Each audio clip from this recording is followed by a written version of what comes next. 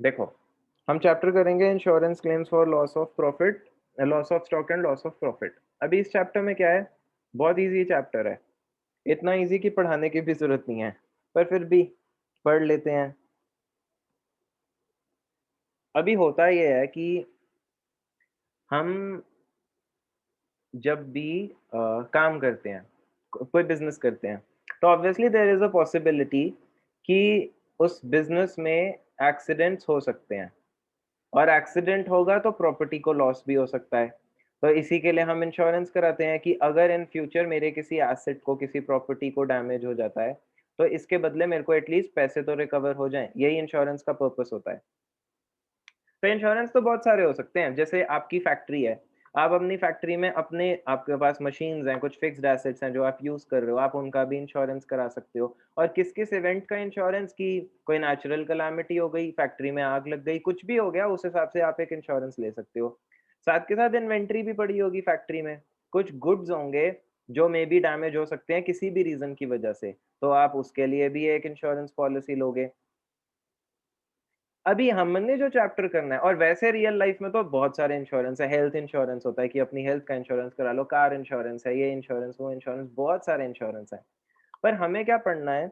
हमें पढ़ना है सिर्फ जो लॉस ऑफ स्टॉक होता है, और ठीक है, जो इंश्योरेंस क्लेम है जो कि लॉस ऑफ स्टॉक से हो रहा है। अगर मेरा कोई स्टॉक है, कोई इन्वेंटरी है, वो खराब हो जाती है, जल जाती है, तो मैं क्या करूँगा, मेरे को कितना क्लेम मिलेगा?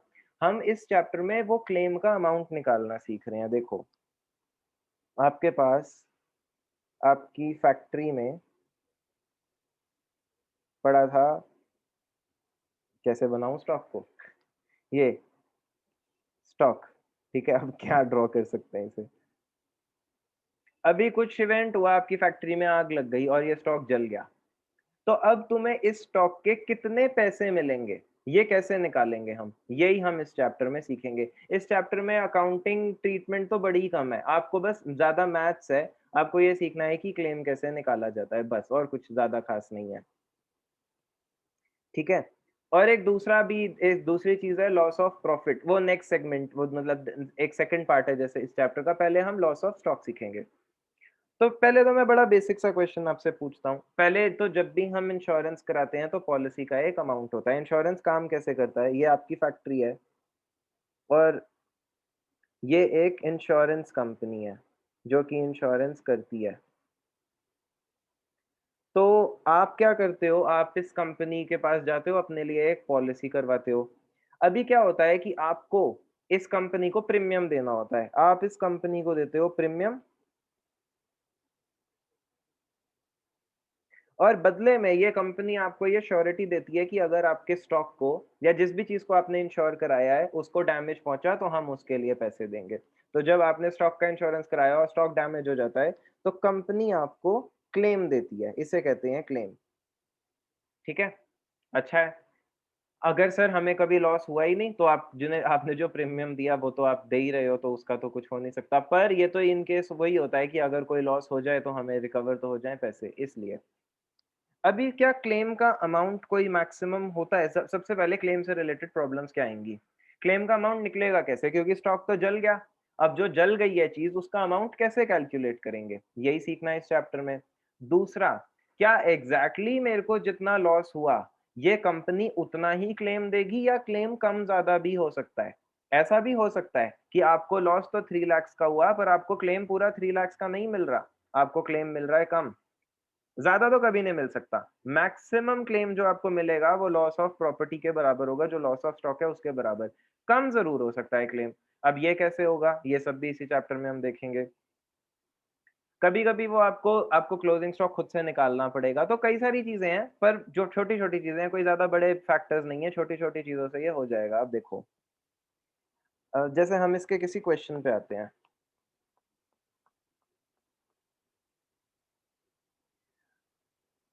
अभी एक चीज़ होती है एवरेज क्लॉज़, वो हम समझ लेंगे, पहले आप ऐसे ही समझो क्या है। आपके पास stock on date of fire था 3 लाख रुपीस का, ठीक है? आपका स्टॉक 3 लाख रुपीस का था। स्टॉक सेव्ड फ्रॉम फायर मतलब आग लग गई फैक्ट्री में और स्टॉक बच गया सैल्वेज वैल्यू जो स्टॉक बच गया वो 1.20 का था, तो सिंपल बताओ कितने का स्टॉक जल गया? अगर 3 लाख का था, 1.20 का बच गया, तो जला कितने का? 180 का। 180 का जल गया, 180 का स्टॉक आपका जल गया। Compute the amount of claim if the policy amount is case 1 lakh rupees, case 2 lakh rupees. अब ये चीज समझो, ये पॉलिसी अमाउंट क्या होता है? पॉलिसी अमाउंट ये होता है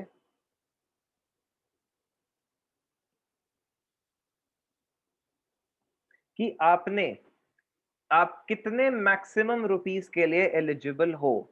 जैसे हर पॉलिसी का एक अमाउंट होता है, मैंने अपने स्टॉक को इंश्योरेंस कराया है और पॉलिसी अमाउंट है रुपीज 10 लाख रुपीज, मैंने 10 लाख की पॉलिसी ली है। इसका ये मतलब है कि मेरे को किसी भी केस में 10 लाख से ज्यादा नहीं मिल पाएंगे। अगर मेरा स्टॉक 12 लाख का जल गया या 13 लाख का जल गया, तो मेरे को 12-13 लाख नहीं मिलेंगे, मेरे को 10 लाख ही मिलेंगे। पॉलिसी अमाउंट होता है मैक्सिमम अमाउंट जो आपको मिल सकता है, ठीक है? अगर अगर लॉस कम का हुआ तो कम ही मिलेगा, लॉस से ज्यादा का अमाउंट तो कभी भी नहीं मिल सकता आपको, ठीक है? तो एक्चुअली रूल क्या फॉलो होता है? पॉलिसी अमाउंट या लॉस अमाउंट, जो भी दोनों में से कम है वो आपको मिल जाएगा। तो अगर अब हम ऐसी बात करें कि देखो, जैसे इसी क्वेश्चन में वो कहता है कि आपका लॉस ड्यू टू फायर हो गया ₹180 का, हमारे 1,80,000 के गुड्स जल गए। अब वो कह रहा है आपने जो पॉलिसी ली थी उसका पॉलिसी अमाउंट 1 लाख रुपीज है, तो बताओ आपको कितने पैसे मिलेंगे क्लेम में? 1 लाख। 1 लाख, 1 लाख। ठीक है?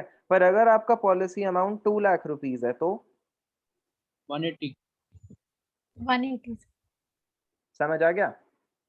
तो हमें क्या मिलता है? हमें मिलता है पॉलिसी अमाउंट या अमाउंट ऑफ लॉस, दोनों में से जो कम है। क्लेम कैसे निकलता है? Claim is equal to amount of loss और policy amount whichever is less.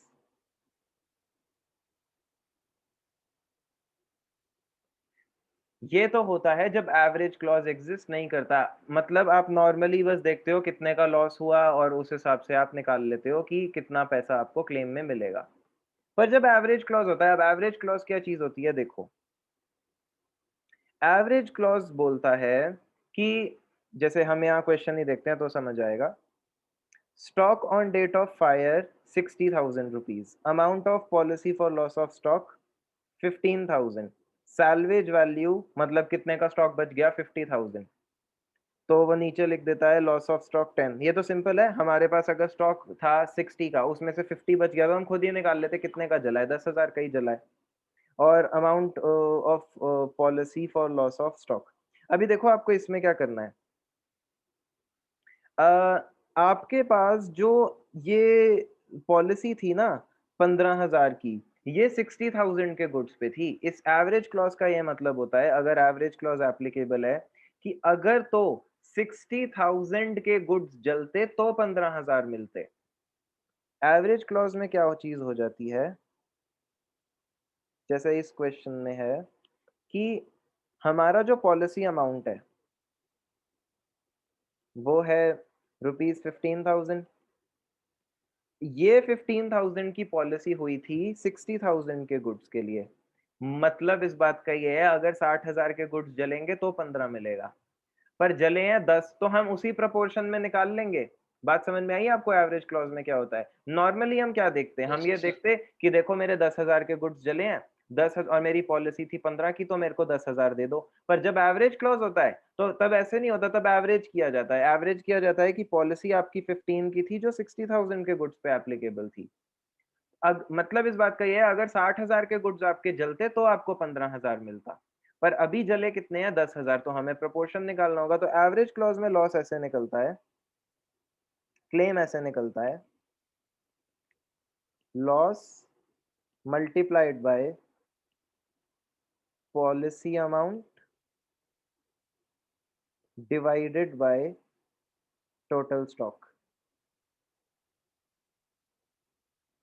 हम ऐसा करेंगे तो हमारा क्लेम निकल जाएगा। और बस एक चीज याद रखना कि claim can not exceed policy amount, बस ये याद रखना। तो हमारे इस केस में क्या होगा, हमारा लॉस, हमारे कितने के गुड्स जल गए, हमारे 10,000 के गुड्स जल गए, पॉलिसी अमाउंट क्या था 15, और टोटल स्टॉक कितना है 60,000। तो 0, 0, 4, 4, 2500।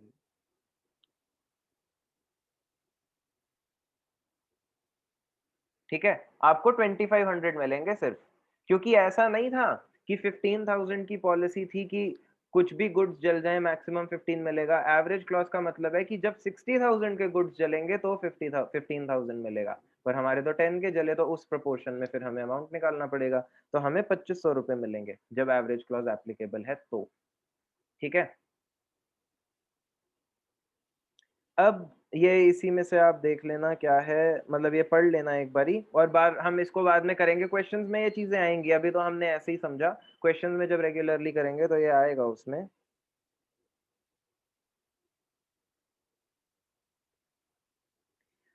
अभी कभी कभी क्या होता है कि आपको कितने का लॉस हुआ है, ये निकालने के कितने का क्लेम मिलेगा, इसके लिए आपको ये तो पता होना चाहिए ना कि उस दिन पे स्टॉक पड़ा कितने का था आपके पास।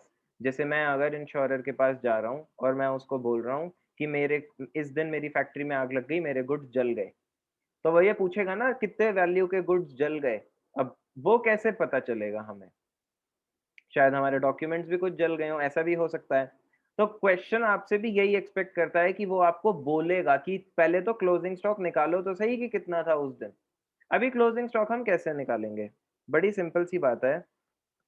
क्लोजिंग स्टॉक कई निकालने के दो मेथड्स हैं, मतलब अल्टीमेटली एक ही मेथड है, पर हम ऐसे निकालेंगे क्लोजिंग स्टॉक, ट्रेडिंग अकाउंट बनाएंगे हम।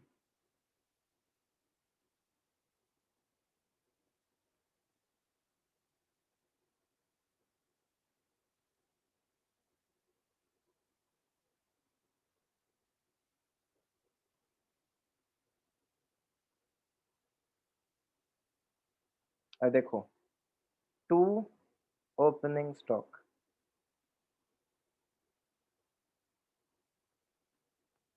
यहाँ पे ओपनिंग स्टॉक लिखेंगे हम। ट्रेडिंग में क्या क्या लिखते हैं, टू परचेजेस, यहाँ पे परचेज लिखेंगे। टू डायरेक्ट एक्सपेंसेस,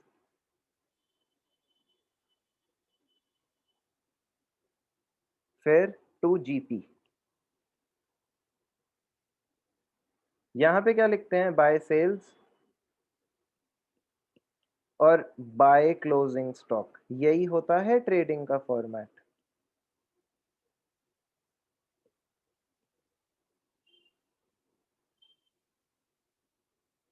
अब बड़ी सिंपल सी बात है, देखो, अगर मेरे को बाकी सब पता है, दोनों साइड्स का टोटल तो सेम ही आता है, अगर मेरे को बाकी सब पता है, बस एक क्लोजिंग स्टॉक नहीं पता, तो मैं इस लेजर में सारी चीजें डालूंगा, दोनों साइड सेम आएंगी, क्लोजिंग स्टॉक बैलेंसिंग फिगर से निकल आएगा। ये चीज समझ में आती है? Yes, sir. तो क्लोजिंग स्टॉक हम ऐसे निकाल सकते हैं, बस एक चीज याद रखना, abnormal items are excluded from purchase and sales। अभी इस लाइन का क्या मतलब है आप लिख लो, फिर हम समझते हैं इस लाइन का क्या मतलब है। ठीक है, ये बना लिया आप लोगों ने?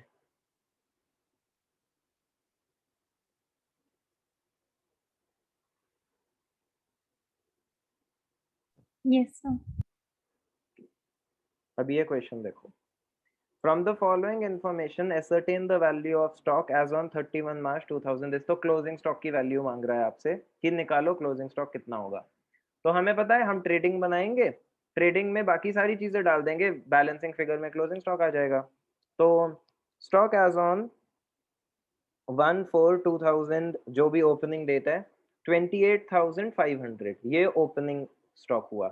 परचेजेस दिए हैं 150 to 500। मैन्युफैक्चरिंग एक्सपेंसेस, क्या मैन्युफैक्चरिंग एक्सपेंसेस डायरेक्ट एक्सपेंसेस हैं या नहीं? तो डायरेक्ट होंगे ना ये तो। जैसे हमें डायरेक्ट एक्सपेंसेस लिखने हैं ना यहाँ, सबसे पहले ये समझाओ डायरेक्ट एक्सपेंस क्या होता है, डायरेक्ट और इनडायरेक्ट में डिफरेंस क्या है? So factory level expenses. Factory level expenses मतलब? फैक्ट्री में जो मैन्युफैक्चर करने के लिए एक्सपेंसेस इंकर्ड होते हैं। सर फाइनल गुड को बनाने के लिए जो होते हैं ना, वो हाँ भी खर्चे, हाँ, वही। डायरेक्ट एक्सपेंसेस मतलब जितने भी एक्सपेंस गुड्स मैन्युफैक्चर करने के लिए नेसेसरी हैं वो, ठीक है। तो और इनडायरेक्ट क्या होते हैं, जो एक्सपेंसेस इसके अलावा, मतलब इसके अलावा क्या, उसको सेल करने के लिए मे बी आपने कोई एम्प्लॉइज रखे हैं जो सेल करते हैं, या ऑफिस के एक्सपेंस, ऑफिस का काम गुड्स बनाना तो नहीं है, ऑफिस का काम तो गुड्स की मार्केटिंग, गुड्स को बेचना, बाकी मैनेजमेंट वर्क्स, ये सब एडमिनिस्ट्रेटिव एक्सपेंसेस, तो वो सारे इनडायरेक्ट होते हैं। हम ट्रेडिंग में तो सिर्फ डायरेक्ट लिखते हैं। तो manufacturing expenses obviously direct expense है क्योंकि ये गुड्स मैन्युफैक्चर में करने में हेल्प कर रहा है। फिर लिखा है सेलिंग एक्सपेंसेस, इनडायरेक्ट है क्योंकि ये तो सेल करने में हेल्प करता है। एडमिनिस्ट्रेटिव इनडायरेक्ट है। फाइनेंशियल एक्सपेंसेस इनडायरेक्ट है क्योंकि ये मैन्युफैक्चरिंग में कोई हेल्प नहीं करते। फिर लिखी है सेल्स, सेल्स भी हम ट्रेडिंग में डाल देंगे। अब नीचे वाली लाइन देखो, at the time of valuing stock as on 31 March 2000 this a sum of 3500 was written off on a particular item which was originally purchased for 10,000 and was sold during the year for 9,000. Barring the transactions related to this item, the gross profit earned during the year was 20% on sale. अभी ये समझो, हमने हमने यहाँ एक line लिखी थी, abnormal items are excluded from purchases and sales। इसका abnormal item का मतलब क्या है? एबनॉर्मल आइटम का मतलब है, देखो नॉर्मली एक कंपनी हर प्रोडक्ट को सेम प्रॉफिट पे बेचती है। अगर मैं एक फोन बेचने वाली शॉप हूँ, मैं फोन्स बेचता हूँ, तो मैं क्या करूंगा कि मैं हर फोन को सेम, अगर मैं 10% प्रॉफिट रखता हूँ तो मैं हर फोन पे 10% ही रखने की कोशिश करूंगा। तो मेरे सारे के सारे जो फोन्स हैं वो 10% प्रॉफिट पे बिकते हैं, ठीक है। तो मैं यूनिफॉर्मली कह सकता हूँ कि मेरा ग्रॉस प्रॉफिट 10, अगर मतलब मैन्युफैक्चर करता हूँ तो मैं बोल सकता हूँ मेरा ग्रॉस प्रॉफिट 10% है। पर एक प्रॉब्लम आती है कि अगर एक फोन मेरा खराब निकला, थोड़ा खराब निकला, अब मैं इसे तो 10% प्रॉफिट पे नहीं बेच पाऊंगा क्योंकि ये तो थोड़ा खराब है। मे बी ये कम प्रॉफिट पे बिके, या मे बी ये लॉस में ही बिके, ये प्रॉफिट पे बिके ही ना, ऐसा भी हो सकता है। इसको कहते हैं एबनॉर्मल आइटम यहाँ पे। मतलब वो आइटम जो हमारा यूजुअल जीपी है उसको फॉलो नहीं करता, उससे कम है किसी वजह से। तो ऐसी आइटम्स को हमने सेल में भी इंक्लूड नहीं करना। अभी क्यों नहीं इंक्लूड करना, देखो जब हम जीपी निकालते हैं तो जीपी निकालने के लिए हम क्या करते हैं, हम अपनी सेल्स में से माइनस कर देते हैं, या जब हम सीओजीएस निकालते हैं,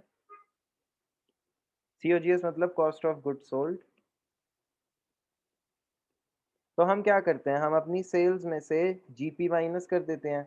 अभी जीपी आपको परसेंटेज में दिया होता है। अब सपोजिटली मेरी बात समझो, मैंने 1,10,000 के गुड्स बेचे, जिसमें से 10 लाख के गुड्स तो सारे के सारे 20% प्रॉफिट पे बिके थे, मगर इसमें 10,000 की एक आइटम जो बेची है मैंने, वो तो मैं नहीं बेच पाया था 10% 20% प्रॉफिट पे। मेरे मैं उसे अलग किसी प्रॉफिट पे, कोई भी एबनॉर्मल निकला, वो खराब था, मैंने शायद उसे लॉस पे बेचा है। अभी मेरे को एक बात बताओ, अगर मैं 110 में से यूनिफॉर्मली 20% माइनस कर दूं तो मैं गलत कर दूंगा। क्यों? क्योंकि 1 लाख की आइटम पे तो 20% जीपी आप मेंटेन कर पाए थे, मगर एक 10,000 की आइटम थी, उस वो तो 20% पे नहीं बिकी थी। तो अगर आपको करेक्ट सीओजीएस निकालना है तो आपको क्या करने की जरूरत है कि उस एबनॉर्मल आइटम को यहाँ से हटाओ। अगर तुम इसमें से वो 10,000 की आइटम हटा दो तो कितनी सेल बचती है, 1 लाख। 1 लाख की सेल में से अब मैं 20% माइनस कर सकता हूँ क्योंकि ये पूरा 1 लाख वो स्टैंडर्ड रेट जो मैं फॉलो कर रहा था वही फॉलो कर रहा था, और वही उसी के हिसाब से मेरा करेक्ट सीओजीएस निकलेगा। तो आप समझ गए अब नॉर्मल आइटम को क्यों सेल से हटाना है, यस सर। Yes. ताकि हमारा जीपी हम करेक्ट लिख पाए, और जीपी करेक्ट लिखेंगे तो ही हमारा क्लोजिंग स्टॉक करेक्ट आएगा। तो अब ये चीज देखो, और मैंने लिखा है कि जो भी अब नॉर्मल आइटम है उसे आपको परचेजेस से भी हटाना है। परचेज या ओपनिंग स्टॉक, वो जहां पे भी है, जहां पे भी उसकी वैल्यू है, वहां से भी उसे हटाना है। क्योंकि अगर आप उसकी सेल को कंसिडर नहीं कर रहे तो उसकी कॉस्ट को भी तो हटाओगे। ऐसा तो नहीं कर सकते ना कि उसको परचेज में इंक्लूड कर दें और सेल से हटा दें, उसको दोनों जगह से हटा देंगे क्योंकि वो हमारे उस स्टैंडर्ड जीपी के परसेंटेज को खराब करता है। तो अभी देखो, at the time of valuing closing stock, at the time of valuing stock as on 31 March 2000, this मतलब पिछले साल का क्लोजिंग। अब पिछले साल का क्लोजिंग इस साल का ओपनिंग होता है। A sum of 3500 was written off on a particular item which was originally purchased for 10,000।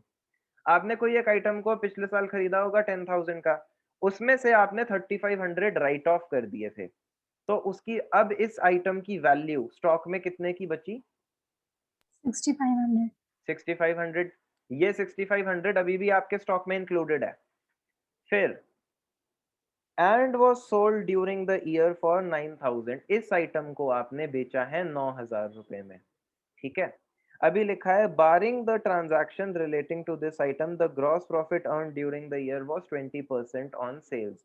इस ट्रांजैक्शन को छोड़ दो तो बाकी सारे गुड्स पे हमने 20% ऑन सेल्स कमाया है, तो ये हो गया ना एबनॉर्मल।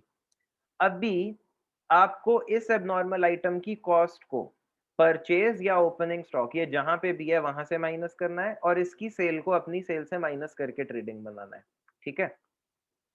अगर हम ऐसा नहीं करेंगे तो हम 20% जीपी कैसे निकालेंगे सेल का, क्योंकि सेल में तो एक आइटम है जो ये 20% वाले रूल को फॉलो ही नहीं करती।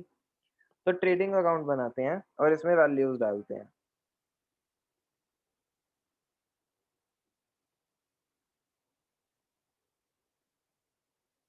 To opening stock,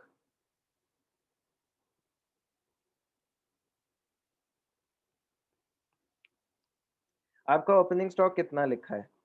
28,500। इस 28,500 में एबनॉर्मल आइटम की कॉस्ट भी जुड़ी हुई है। उस एबनॉर्मल आइटम की कॉस्ट अभी हमने कितनी निकाली? 6500। 6500। हाँ, कैसे? क्योंकि आपने 10,000 का इसको खरीदा था पिछले साल, तो 10,000 पे रिकॉर्ड कर लिया होगा। ईयर एंड होते होते आपने इसमें से 3500 राइट ऑफ कर दिए, मतलब 3500 से वैल्यू इसकी कम कर दी। तो तब आपके क्लोजिंग स्टॉक में पिछले साल के कितने में इंक्लूड हुआ? ये 10,000 में से 3500 हटा दिए तो 6500 रुपीज का ये उस क्लोजिंग स्टॉक में इंक्लूडेड था। अब पिछले साल का क्लोजिंग स्टॉक इस साल का ओपनिंग है, तो इस साल के ओपनिंग स्टॉक में जो कि 28,500 है, 6500 की अब नॉर्मल आइटम है, तो हम क्या करेंगे,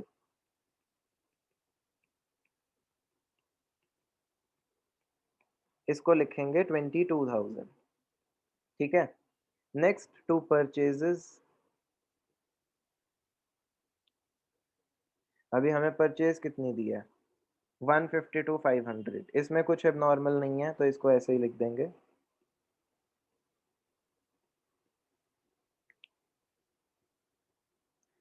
मैन्युफैक्चरिंग एक्सपेंसेस 30,000 डायरेक्ट एक्सपेंस है।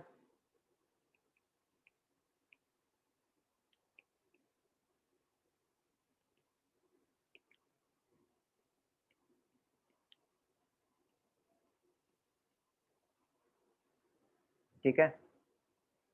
सेलिंग एक्सपेंस, बाकी तीन एक्सपेंस एडमिनिस्ट्रेटिव, एडमिनिस्ट्रेशन, फाइनेंस, ये सब इनडायरेक्ट है, हम इन्हें नहीं लिखेंगे। सेल्स 2,49,000 सेल्स के कॉलम में लिख देंगे। पर सेल्स लिखते हुए, अरे टू मैं पहले रुको, ये लिखने दो, ये चला जाता है।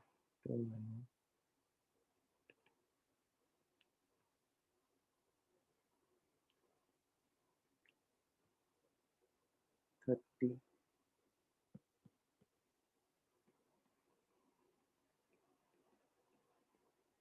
बाय सेल्स, सेल्स लिखते हुए ये याद रखेंगे कि एबनॉर्मल आइटम की सेल को इंक्लूड नहीं करना, क्योंकि हम जीपी सेल पे ही कैलकुलेट करेंगे ना।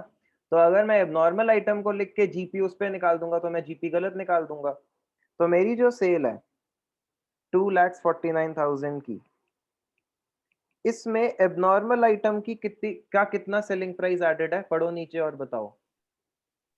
9000। 9,000। ये जो एबनॉर्मल आइटम थी इसको आपने बेचा था 9,000 का, तो इसमें 9,000 एडेड है, तो इसमें से 9,000 उसका सेलिंग प्राइस माइनस कर दो। परचेज या ओपनिंग स्टॉक में से उसकी कॉस्ट लेस होगी, क्यों? क्योंकि वो कॉस्ट पे ही तो एडेड था उनने। और सेल्स में से सेलिंग प्राइस क्यों माइनस होगा? क्योंकि यहाँ तो उसका सेलिंग प्राइस ही इंक्लूडेड था। तो ये हो गया 2,40,000।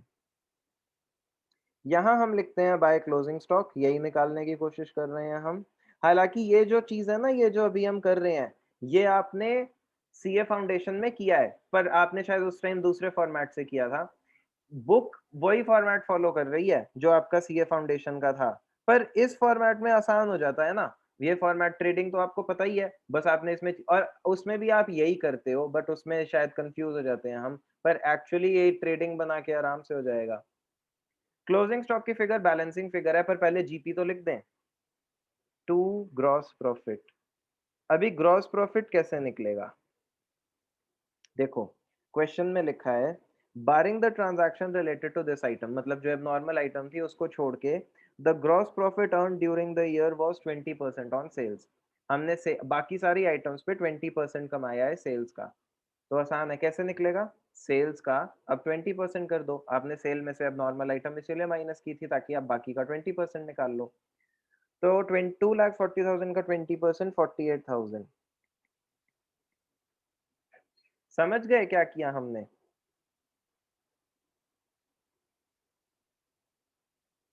दोनों साइड्स का टोटल करो और बैलेंसिंग फिगर आपका क्लोजिंग स्टॉक आ जाएगा।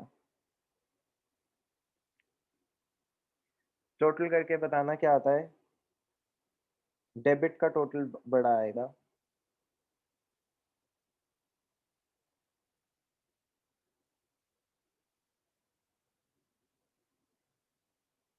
Sir 250 to 500।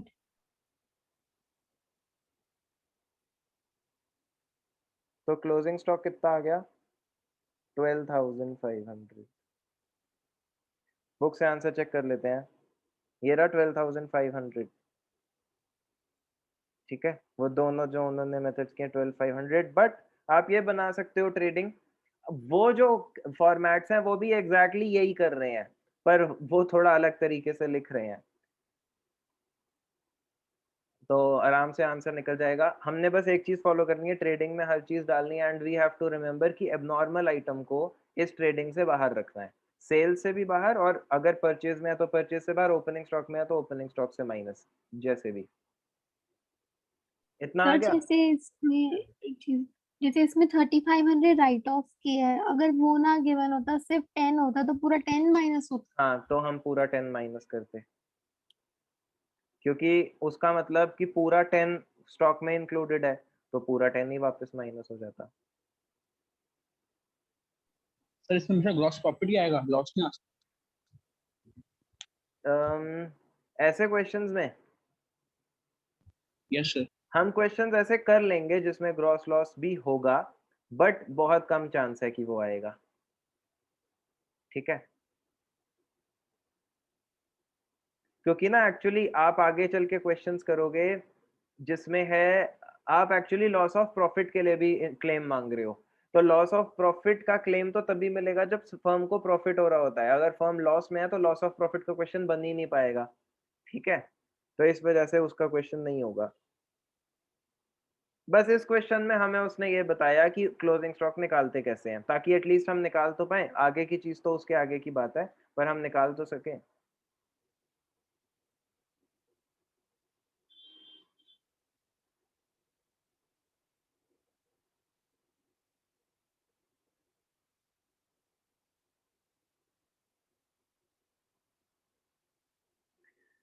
चलो यहाँ पे भी हमें यही करना है।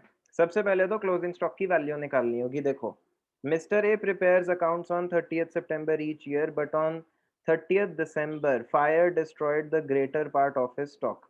The following information was collected from his books.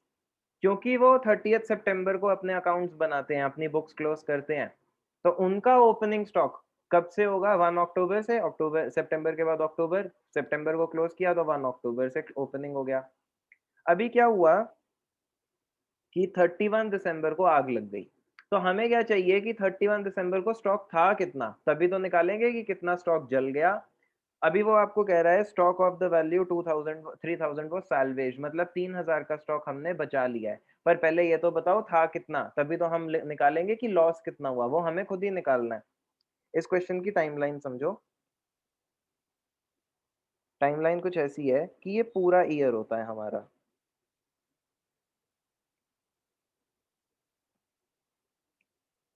अभी ये पूरे ईयर में एक ये जो बिजनेस है ये यहाँ 30 सितंबर को अपने अकाउंट्स को क्लोज करता है, मतलब 1 अक्टूबर से ओपन भी करते होंगे। फिर 1 अक्टूबर से अकाउंट्स ओपन करे इन्होंने, और कब जाके फायर 31 दिसंबर यहाँ पे फायर लग गई।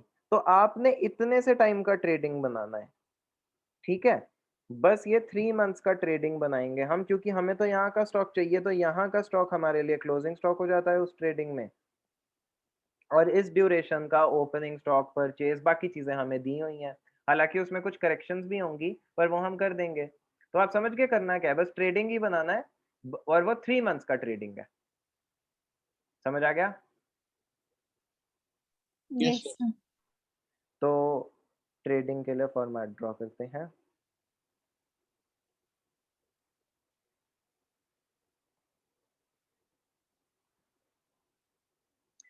स्टॉक एज ऑन 1/10/2000, दिस मतलब ओपनिंग स्टॉक 29,700, लिखना नहीं, रुको।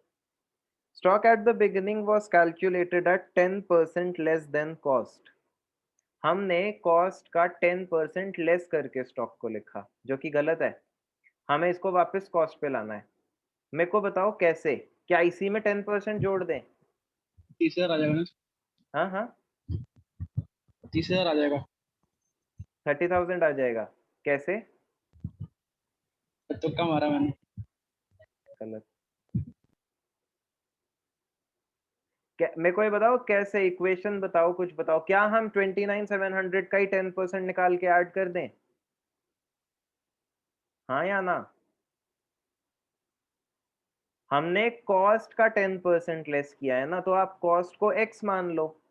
अगर कॉस्ट x थी, x में से x का 10% लेस होकर के 29,700 आता है, कॉस्ट आ जाएगी, कॉस्ट आएगी 33,000। वैसे देखो, ये आपने किया है, 12th क्लास से करते आ रहे हैं हम ऐसी चीजें। Let cost be x।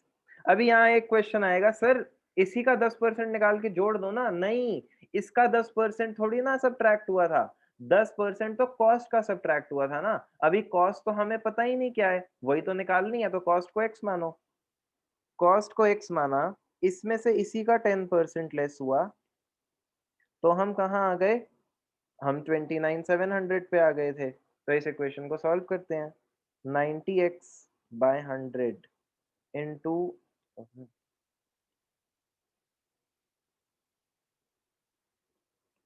Is equal to 29,700। तो x is equal to 29,700 into 100/90। मुझे बताओ इसका आंसर क्या आता है? 33,000।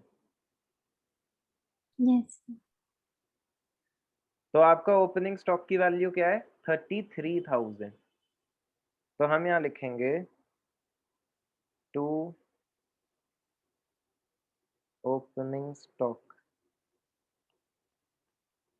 33,000। ठीक है, पहला पॉइंट हो गया।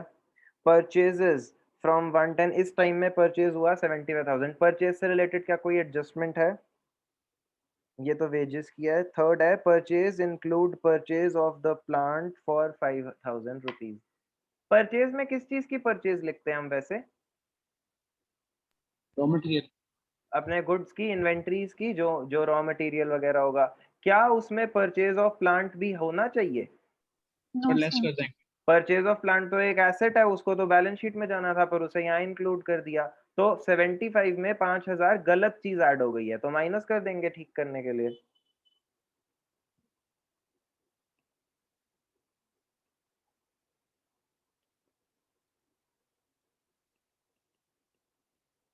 ठीक है, फिर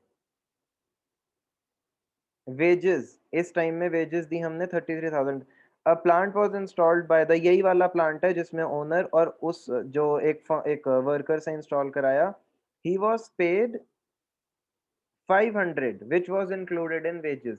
हमने 500 रुपीज, अभी देखो यहाँ कौन सी वेजेस लिखी जाती हैं? डायरेक्ट एक्सपेंस, मतलब ये वेजेस ने कंट्रीब्यूट किया है गुड्स की मैन्युफैक्चरिंग में। पर ये जो 500 की वेजेस इसमें इंक्लूडेड है, ये तो एक एसेट इंस्टॉलेशन में यूज हुआ। और हमने क्या पढ़ा है कि जो भी एसेट जब तक रेडी टू यूज नहीं होता तब तक होने वाला खर्चा उसकी कॉस्ट में ऐड होता है। तो ये 500 क्या वेजेस में डलने चाहिए थे या एसेट की कॉस्ट में ऐड होने चाहिए थे? सर कॉस्ट में ऐड होंगे ऐसे, तो यहाँ पे क्या करेक्शन होगी? लेस लेस करेंगे। यहाँ की वेजेस से लेस कर देंगे, 33,000 में से 500 लेस कर देंगे क्योंकि ये इस वेजेस का पार्ट नहीं बनता। तो 32,500।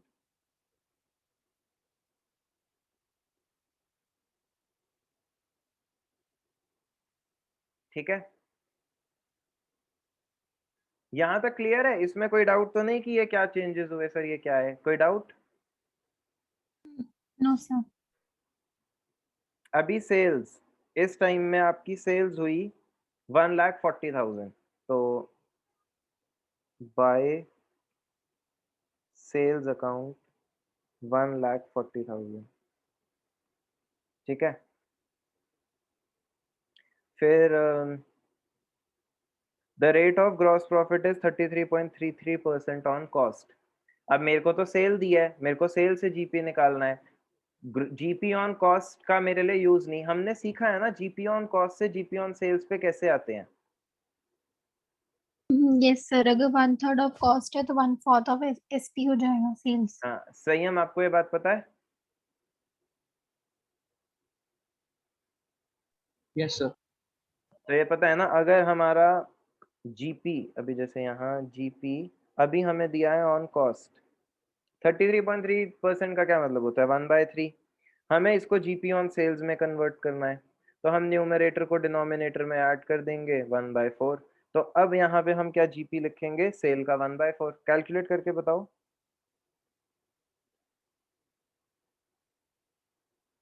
35। 35। ठीक है, क्लोज कर दो और क्लोजिंग स्टॉक की वैल्यू निकालो। इसका टोटल बताओ दोनों साइड्स और फिर क्लोजिंग स्टॉक की वैल्यू। 170,500। 175 क्या क्या क्या? सर 1,70,500। हाँ तो ऐसे बोलो ना, 75 तो 75 लगता है।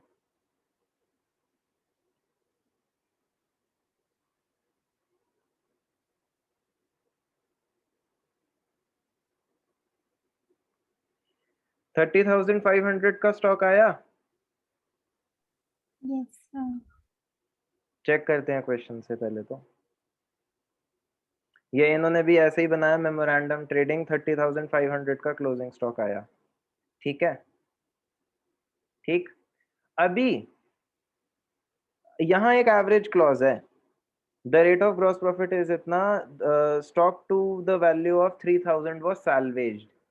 जिस दिन आग लगी, जिस दिन ये फायर अकर्ड, उस दिन the value of stock was 30,500 rupees. अभी you were able to salvage stock worth 3,000, तो कितने का जल गया?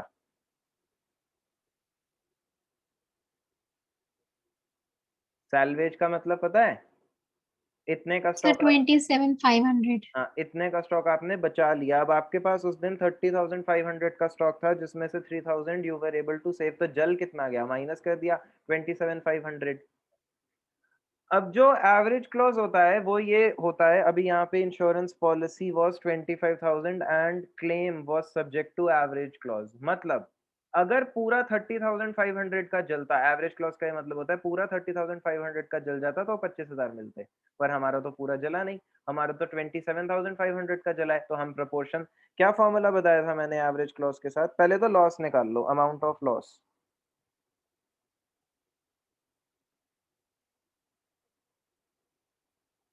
Closing stock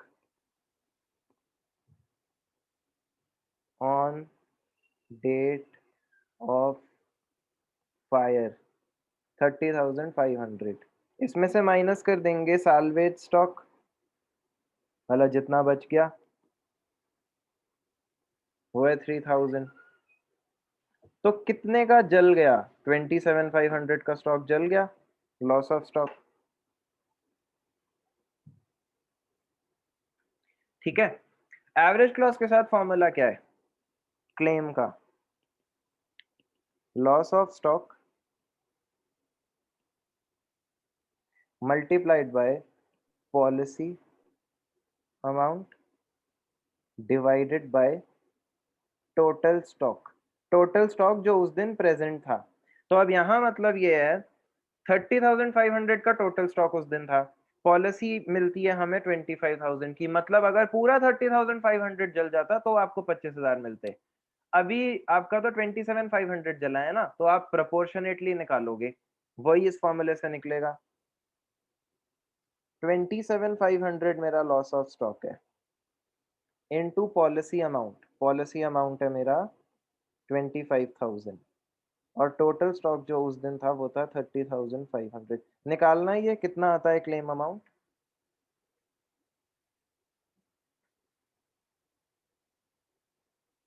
22,541। 22,541 चेक कर लेते हैं यस सर यार। ठीक है, इन यही है amount of claim 22,541 average clause के साथ। अभी इस क्वेश्चन को एक बार ऐसे बताओ, अगर इस क्वेश्चन में एवरेज क्लॉज हटा दें, एवरेज क्लॉज नहीं था, तो आपको कितना क्लेम मिलता? 25,000।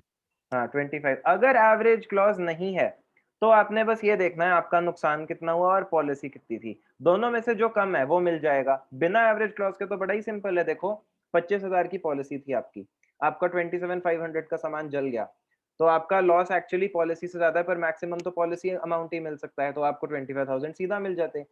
एवरेज क्लॉज के साथ ये फॉर्मूला लगाना होता है। जानवी समझ आ गया आपको? Yes sir. तो क्या मुश्किल है, मतलब हमने अभी पूरा चैप्टर नहीं किया, लॉस ऑफ प्रॉफिट करना है, पर लॉस ऑफ स्टॉक अभी आगे क्वेश्चंस और बदलेंगे, ये तो स्टार्टिंग है। कभी कभी हमें इस साल का जीपी पता ही नहीं होगा, तो क्या होगा, जैसे यहाँ तो वो आपको इस साल का जीपी बता रहा है, किसी किसी क्वेश्चन में नहीं बताएगा, वो बोलेगा पिछले साल के जीपी के बेसिस पे इस साल का जीपी परसेंटेज निकाल लो। तो हमें दो ट्रेडिंग बनाने होंगे, एक हम पिछले साल का ट्रेडिंग बनाएंगे, उससे जीपी परसेंटेज निकालेंगे कि फर्म को नॉर्मली कितना जीपी परसेंट होता है, फिर हम एज्यूम करेंगे इस साल भी वही जीपी रहेगा, तो हम ऐसे ट्रेडिंग बनाएंगे। आप ट्रेडिंग बना के क्लोजिंग स्टॉक तो अब इजीली निकाल ही सकते हो, जस्ट रिमेंबर एबनॉर्मल आइटम्स को इस ट्रेडिंग का पार्ट नहीं बनाना।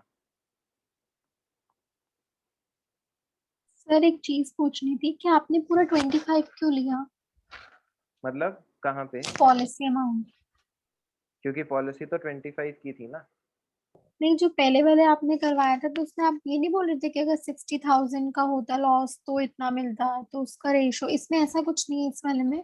इसमें भी तो है, अगर 30,500 का लॉस होता तो 25,000 मिलते, तभी तो मैं इनका प्रोपोर्शन निकाल रहा हूँ कि हुआ है 27,500 का, इसीलिए तो ये फॉर्मूला लिखा। अगर ऐसा ना होता तो मैं सीधा 25,000 ना क्लेम कर लेता कंपनी से। ठीक है।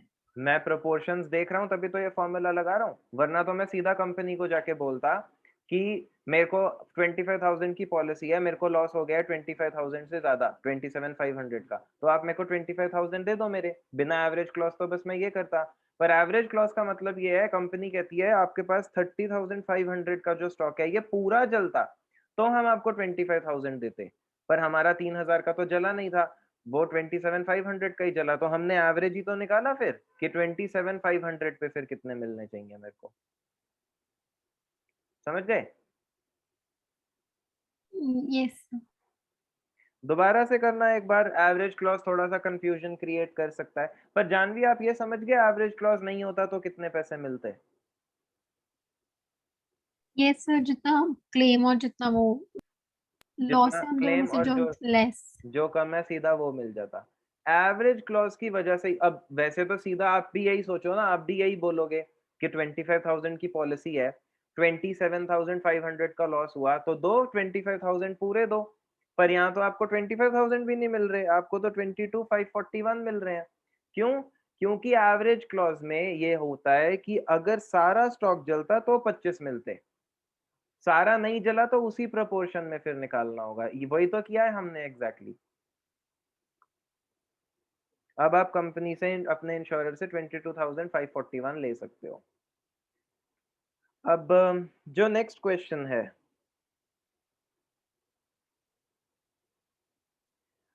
पता नहीं आप कर पाओगे या नहीं, मतलब क्लोजिंग स्टॉक ही निकालना है, बट कोई बात नहीं, अभी कोई नहीं, हम इसको बाद में करेंगे।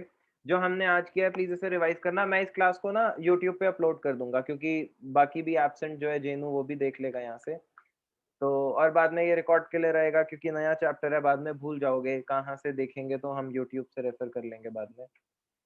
अभी नेक्स्ट क्लास में मिलेंगे, तब तक प्लीज इसको रिवाइज करना, ठीक है? चलो बाय बाय, टाटा। Bye sir. नाइस।